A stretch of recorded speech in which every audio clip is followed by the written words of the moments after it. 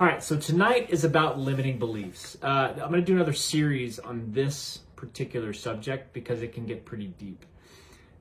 Let's start with the definition of what a limiting belief is. This is a quick definition. You do a quick Google search, it pops up right away.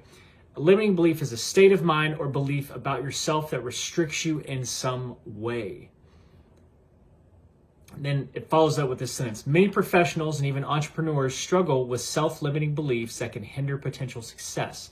The key is to learning to identify limiting beliefs in order to overcome them. So the key here is identifying that there's a problem, which is, it's funny because that's kind of the thing you have to do for problems in general. First, you identify the problem and then you figure out ways to get through it, okay? The problem with limiting beliefs is we don't necessarily know it's a problem until it's identified, right? So things holding you back that you may not know about or that you tell yourself. Starting out, this one's a big one. So I got some notes here and I'm going to refer to them, but I was writing out some of the things that I have given in my lifetime and how I've overcome them, just to get you to think about them, right? The first one and big one. This was kind of the biggest one on my list, and it's not the most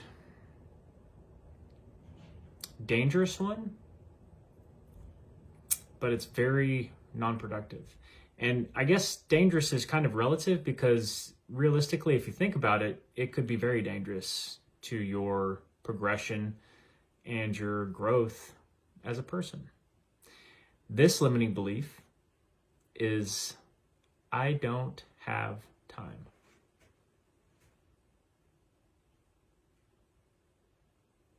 Let that sink in. I don't have time. How many times have you told yourself that? How many times have you told it to yourself today? When somebody asks you what you're doing, I don't have time for that. I'm so guilty of this. This is why it was probably number one on my list of many, but it's in the top at least.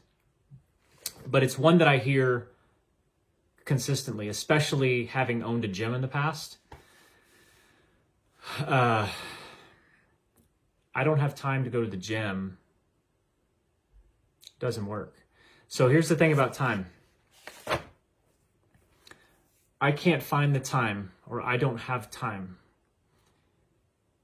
You don't look for time. You have to create time.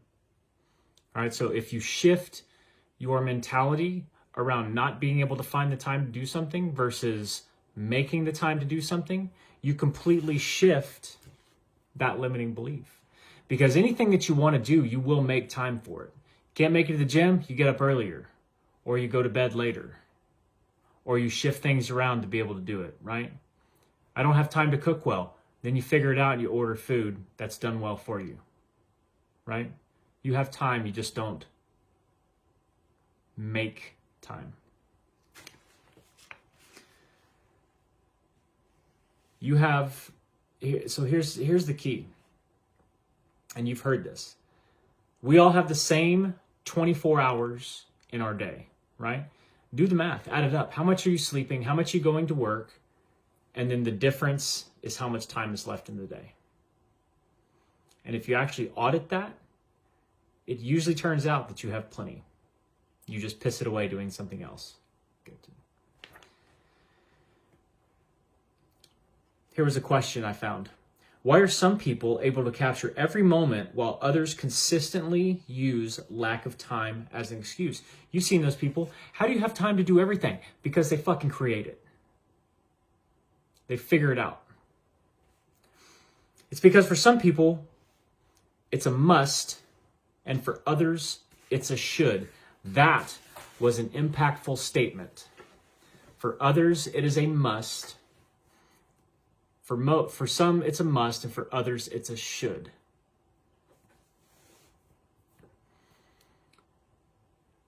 What do you do to make it a must, right? This ties back into what I was just talking about. You create the time to do it. And this is where we start coming out with non-negotiables. In my life, working out is a non-negotiable. Sure, there's some days when I can't make it, but like doing right now during 75 hard, I got to work out twice a day, non-negotiable. So I have to get it in. I have to make sure it gets in. Therefore, I structure my day, I structure my schedule, I make sure I hit my time marks to get the shit done. It's a must.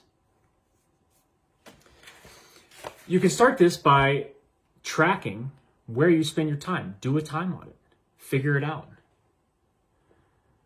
It's going to help you prioritize and schedule activities.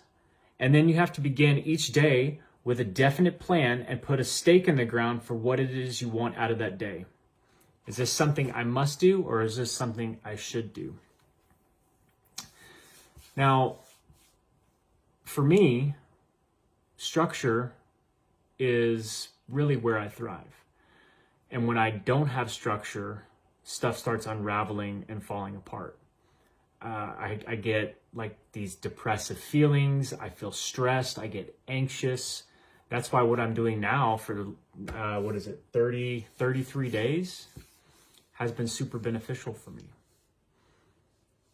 right? Because now everything is a must, and I don't have the luxury of being able to say, I can't do that or I don't have the time. It's got to be done. So if you think about it in those terms and you get, and you look at what is important to you, then you can figure those other things out. For some, working out just isn't important for them. Unfortunately, it should be. But they're like, well, I don't have time for it. Got plenty of time to sit on the couch though. Got plenty of time to go out to the bar.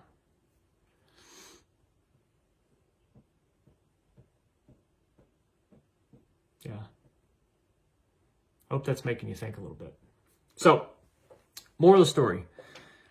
If you're the type person, because we all are, let's be honest, that says, I don't have the time. Me, I wish there was more times in the day, but the reality is there's sometimes I don't use my time efficiently, and you are just as guilty. So figure out how to use your time efficiently, audit your day, and quit saying you don't have time, and make it. Create the time.